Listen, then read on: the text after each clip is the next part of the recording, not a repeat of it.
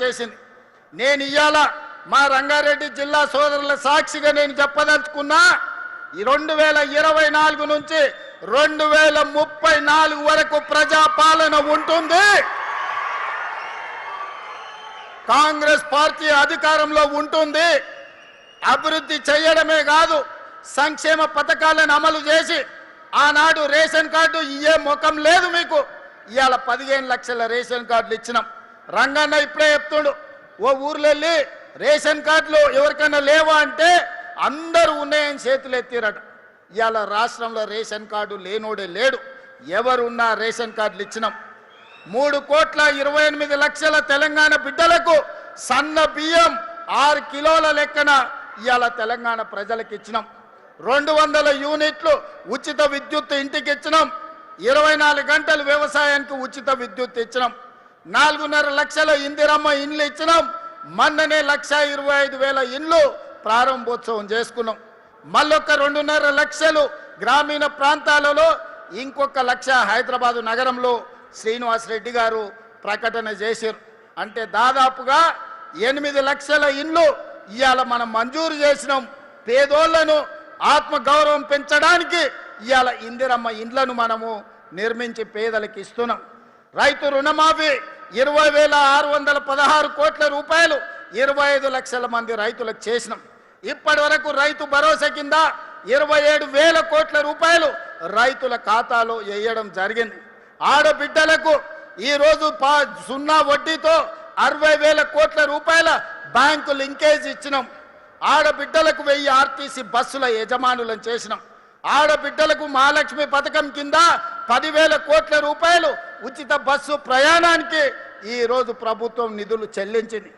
ఈ రకంగా చెప్పుకుంటూ వెళ్తే నిరుద్యోగ యువకులకు 67,716 ప్రభుత్వ ఉద్యోగాలు ఇచ్చినాం. రాబోయే రోజుల్లో మిగతా ఉద్యోగ ఖాళీలను కూడా భర్తీ చేస్తున్నాం. ఇవాళ ఆనాడు మీరు విధ్వంసం చేస్తే ఈనాడు కష్టపడి వికాసం వైపు ఈరోజు ప్రభుత్వాన్ని నడిపిస్తున్నాం. మీ అసూయ, మీ పగ, మీ ద్వేషం మా మీద చూపించండి, తెలంగాణ ప్రజల మీద కాదు. 10 ఏళ్ళు మీరు ఒక దశాబ్ద కాలం, ఒక శతాబ్దానికి సరిపోయే విధ్వంసం తెలంగాణ రాష్ట్రాన్ని చేసిరు. అందుకే ఇవాళ సరిదిద్దే ప్రయత్నం చేస్తున్నాం. కష్టాలు ఉన్నాయి, నిధుల కొరత ఉంది, 8,11,000 కోట్ల రూపాయల అప్పు ఉంది.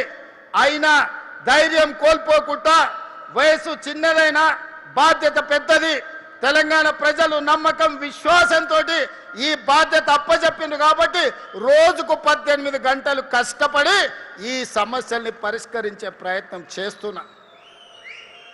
మిత్రులారా, మీరందరూ కూడా నాలాకనే వ్యవసాయ కుటుంబం నుంచి, మధ్యతరగతి నుంచి వచ్చిన వాళ్ళే కదా.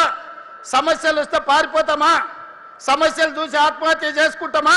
లేకపోతే నిలబడి కొట్లాడి సమస్యల్ని పరిష్కరించుకుంటామా?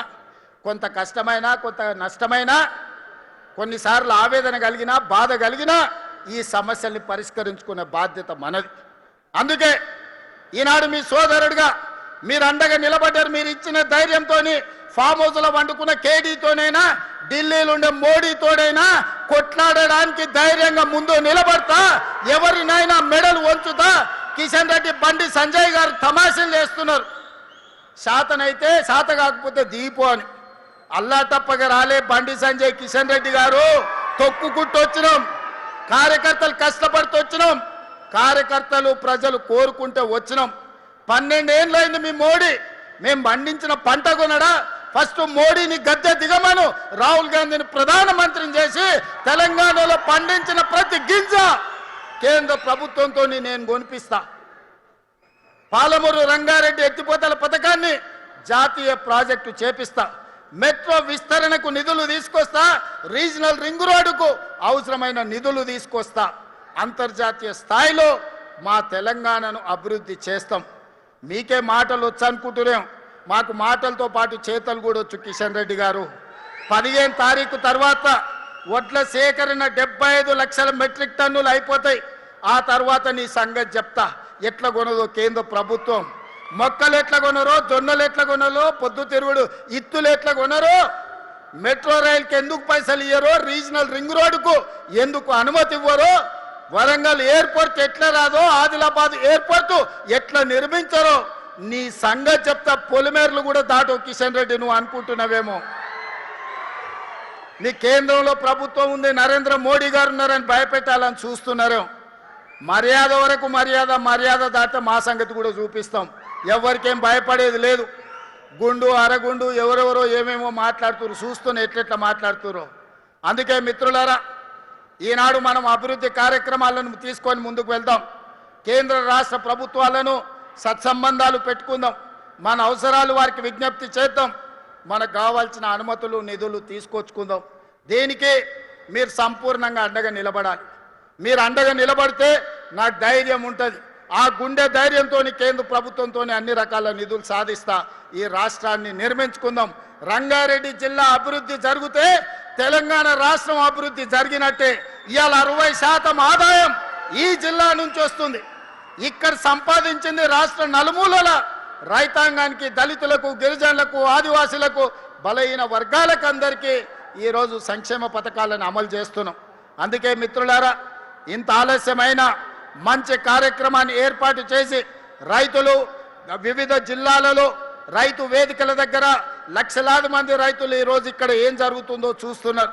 రాష్ట్ర నలుమూలలు ఉండే రైతాంగానికి నేను విజ్ఞప్తి చేస్తున్నా, ఒడ్లు పండించుడు ఒక్కటే కాదు, కూరగాయలు పండించండి, పండ్లు పండించండి, పాలకూర పండించండి, కొత్తిమీర మెద్దం కూర పండించండి. అద్భుతమైన మార్కెట్ కల్పిస్తాం, ఆదాయాన్ని పెంచుతాం, దండుగా అనుకున్న వ్యవసాయాన్ని పండుగ చేస్తాం.